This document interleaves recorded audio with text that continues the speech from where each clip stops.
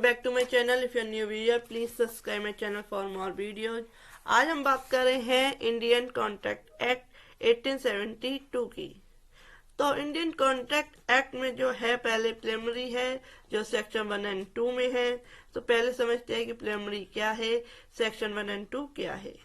तो सेक्शन जो 1 है वो कहता है संक्षिप्त नाम, शॉर्ट टाइटल। दिस एक्ट में call the Indian contract act 1872। यह अधिनियम भारतीय संविधान अधिनियम 1872 कहा जा सकेगा। नेक्स्ट है कि विस्तार और प्रारंभ, extends and commencement. It extend to the whole of India and it shall come into force in the first day of September 1872।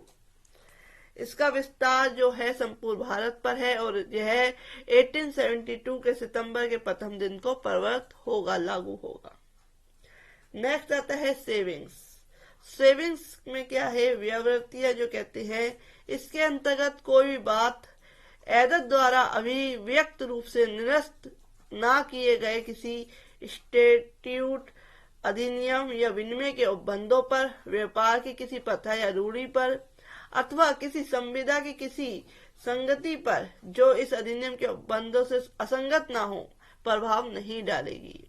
यानी कि जो अलग से किसी तरह के नियम, उपबंध या प्रोविजंस हैं तो उन पर प्रभाव नहीं डालेगी अगर वह इस एक्ट से क्या है, इसके अगेंस्ट नहीं है तो क्या है जो है ये प्रभाव नहीं डालेगी। नेक्स्ट हम बात करते हैं सेक्शन 2। सेक्शन 2 जो है निर्वचन खंड है, इंटरप्लेज क्लॉज है। तो इसमें जो है in this act the following words and expression as used in it the following sense unless the contrary intention appears from the contract. It means कि इस अधिनियम में निम्नलिखित शब्दों और पदों का अभिलिखित भावों में प्रयोग किया गया है और तब तक कि संदर्भ में अन्यथा प्रतिकूल आश्रित प्रतीत ना होता हो। इट मीन्स कि प्रपोजल मीन्स जब कि एक व्यक्ति किसी बात को करने या करने से रहने यानी दूर रहने की आसानी से अपनी रजामंदी किसी अन्य को इस दृष्टि से संज्ञापित करता है, देता है कि ऐसे कार्य या उसके कार्य को ना करने के प्रति उस अन्य की अनुमति अभिप्राप्त करे, तब वह प्रस्थापना करता है, यह कहा जाता है। फॉर एग्जाम्पल ले लीजिए कि जो प्रपोजल होता है कि हमने किसी को किसी चीज के लिए कहा। इट मीन्स कि ए ने रेफर किया कि आप क्या है मेरी इस प्रॉपर्टी पे अपना जो है किसी तरह के अरेंजमेंट या फंक्शन कर सकते हैं। तो उसने एक प्रपोजल किया। दूसरे ने क्या कहा, अगर प्रपोजल किया है अब वो एक्सेप्ट करे या डिनाई करे वो उसके ऊपर है, लेकिन उसने एक प्रपोजल रखा और ये कहा कि मैं उसकी कॉस्ट भी आपको मिनिमम दूंगा। अगर जो भी आप मेरे जो जगह है प्रॉपर्टी पे किसी तरह का फंक्शन करते हैं, किसी के अरेंजमेंट करते हैं, तो मैं उसकी जो कॉस्ट है वो भी रीजनेबल लूंगा। अब उन्होंने प्रपोजल दिया। अब प्रपोजल एक्सेप्ट करना या डिनाई करना वो आपके ऊपर है, लेकिन इसे क्या कहेंगे, प्रपोजल कहेंगे, तो प्रस्थापना कहेंगे।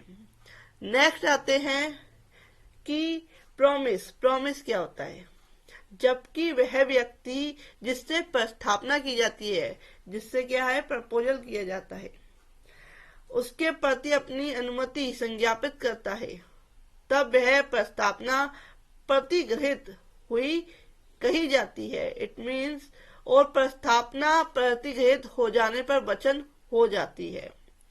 प्रॉमिस क्या हो गया कि उसने क्या प्रपोजल दिया कि इस प्रॉपर्टी में फंक्शन करे या अरेंजमेंट करे, तो उसमें उसने क्या कहा, उसको क्या है एक्सेप्ट कर लिया कि हाँ ठीक है मैं कर लूंगा, तो वो क्या हो गया, एक प्रॉमिस हो गया। नेक्स्ट आते हैं प्रोमिजर और प्रोमिजी के होता है। प्रस्थापना करने वाला व्यक्ति वचनदाता कहलाता है, प्रोमिजर कहलाता है, और प्रस्थापना जो प्रपोजल जो है एक्सेप्ट करने वाला व्यक्ति क्या है, वचन ग्रहीता कहलाता है, जिसने एक्सेप्ट किया है। जिसने प्रपोजल दिया है वो प्रोमिजर कहलाता है और जिसने प्रपोजल जो है एक्सेप्ट किया है वो प्रोमिजी यानी कि वचन ग्रहीता कहलाता है। वचनदाता और वचन ग्रहीता ये होता है। नेक्स्ट आते हैं कि कंसिडरेशन क्या होता है, यानी कि प्रतिफल।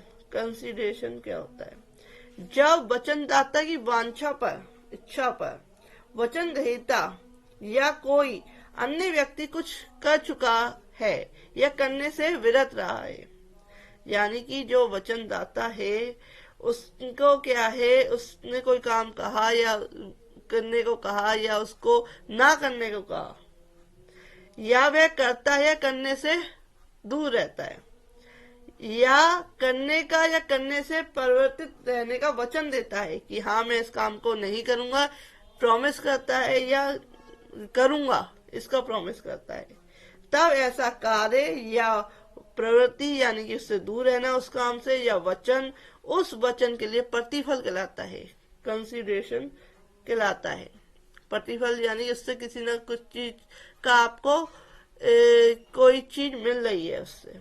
तो जो वचनदाता जो है, जो इसमें वचनदाता है, जो प्रोमिजियर है, उसने क्या है किसी को इच्छा पर क्या है, उस वचनदाता की इच्छा पर जो एक्सेप्ट करा है उसने प्रपोजल, या कोई अन्य व्यक्ति कुछ कर चुका है या करने से विरत रहता है, दूर रहता है, या करता है या करने से दूर रहता है, या करने से दूर रहता है, या उसका वचन देता है, तो ऐसा कार्य जो होता है या ऐसा दूर रहना उस काम से या वचन, उस वचन के लिए प्रतिफल हो गया कि हाँ उसने प्रॉमिस कर दिया कि हाँ कि मैं ये काम करूंगा, नहीं करूंगा, या मैं करने का वचन देता हूं, तो ये क्या हुआ, कंसिडरेशन हो गया, प्रतिफल हो गया।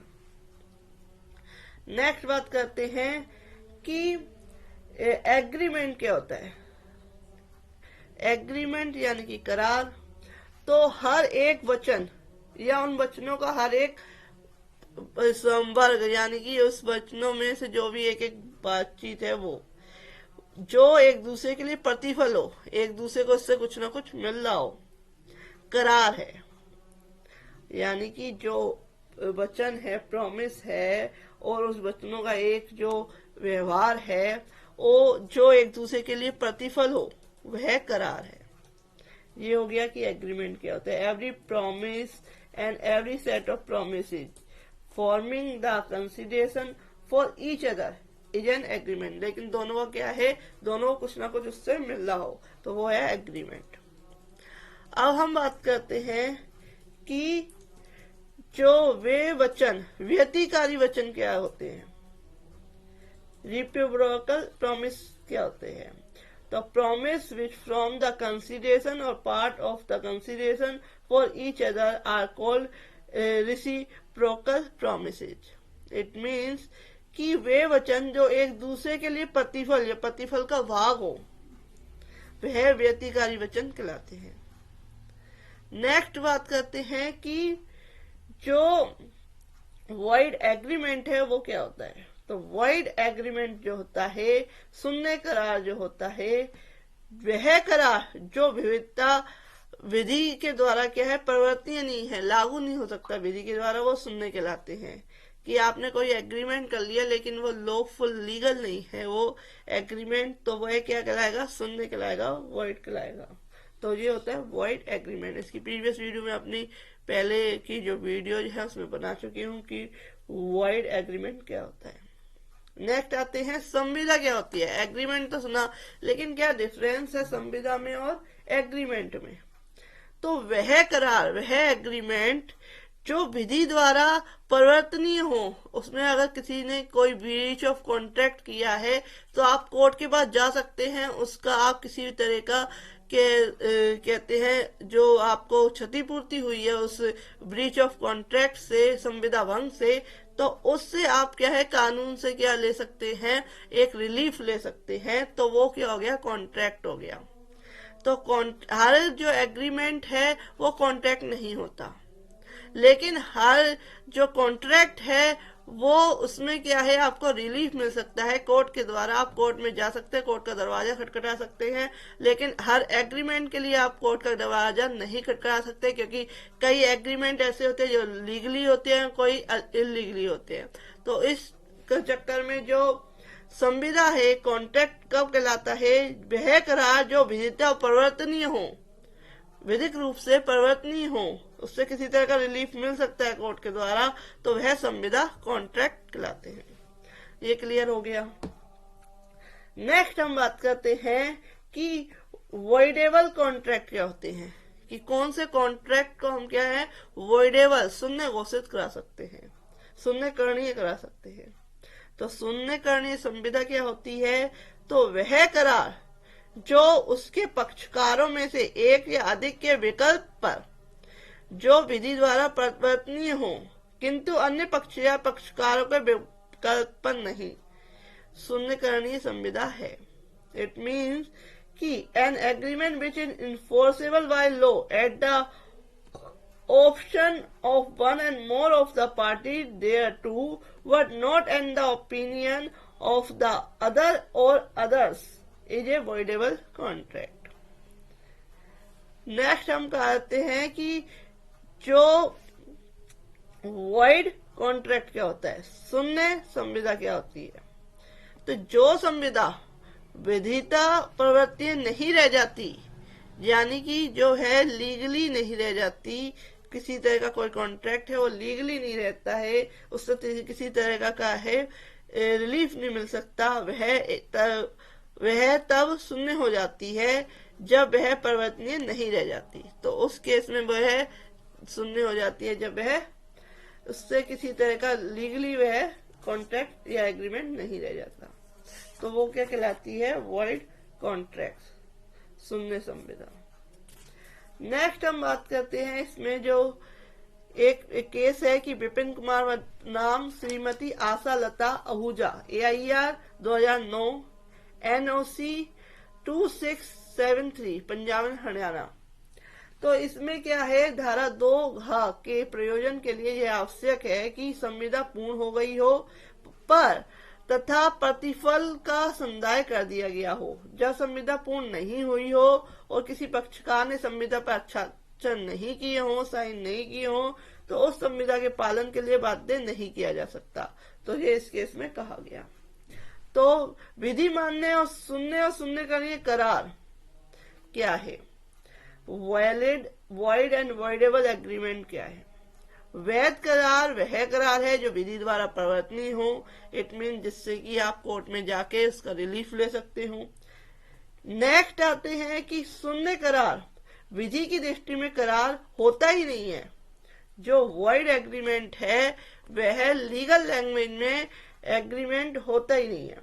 तो शून्य करार विधि की दृष्टि में करार होता ही नहीं है, अर्थात उसका कोई अस्तित्व ही नहीं होता है। नेक्स्ट आते हैं कि शून्य करणीय करार क्या होता है, वॉइडेबल एग्रीमेंट क्या होता है।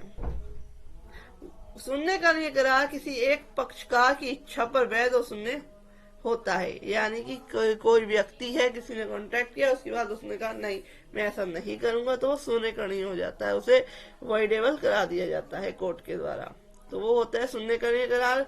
इसका जो केस लो है वह Binny mill labour welfare house building cooperative society limited बनाम DR Mrityunjay Aradhya, AIR 2008, NOC 2774, Karnataka.